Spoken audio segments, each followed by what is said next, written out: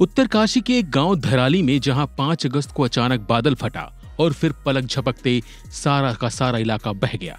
मकान तिनके की तरह उखड़ गए।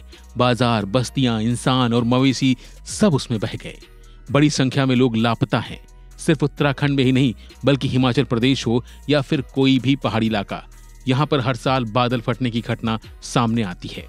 इससे पहले बरसात के इस मौसम में हिमाचल प्रदेश में कई जगह बादल फटने की घटनाएं सामने आ चुकी हैं। जब बादल फटते हैं तो अचानक अथाह पानी दानों भरकर टूट पड़ता है। इसमें इतना फोर्स होता है कि सब कुछ अपने साथ बहा ले जाता है।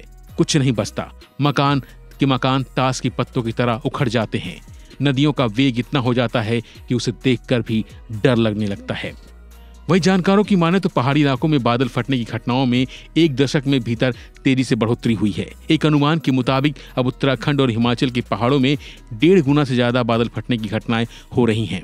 बादल फटने की ज्यादातर घटनाएं मानसून के बारिश के दौरान ही होती हैं। When warm, moist air rises rapidly and meets cooler air, it condenses quickly, forming dense clouds.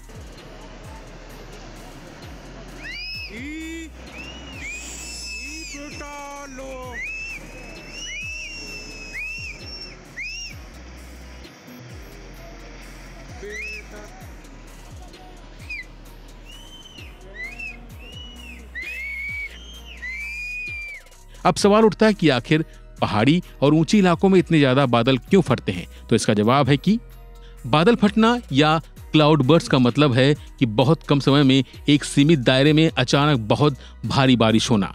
आम बोलचाल की भाषा में कहें तो किसी एक जगह पर एक साथ अचानक बहुत बारिश होना बादल फटना कहा जाता है। विज्ञान के मुताबिक समझे तो बादल तब फटता है जब नमी के साथ चलने वाली हवा एक पहाड़ी इलाके तक जाती है, जिससे बादल का ऊर्ध्वाधर स्तंभ बनता है और फिर अचानक यही बादल नीचे बारिश बनकर गिर जाते हैं। वैसे बादल फटने की घटनाओं के मामले में देश के 2 राज्य हिमाचल प्रदेश और उत्तराखंड सबसे अधिक संवेदनशील माने जाते हैं।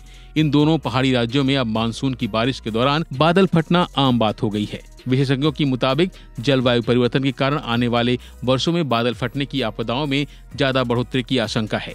वहीं तेजी से हो रहे जलवायु परिवर्तन के लिए जंगलों की आग, पेड़ों की अंधाधुंध कटाई, कचरे को जलाना जिम्मेदार हैं। कुल मिलाकर प्रकृति के साथ हो रही लगातार छेड़छाड़ बादल फटने की घटनाओं को बढ़ावा दे रही है।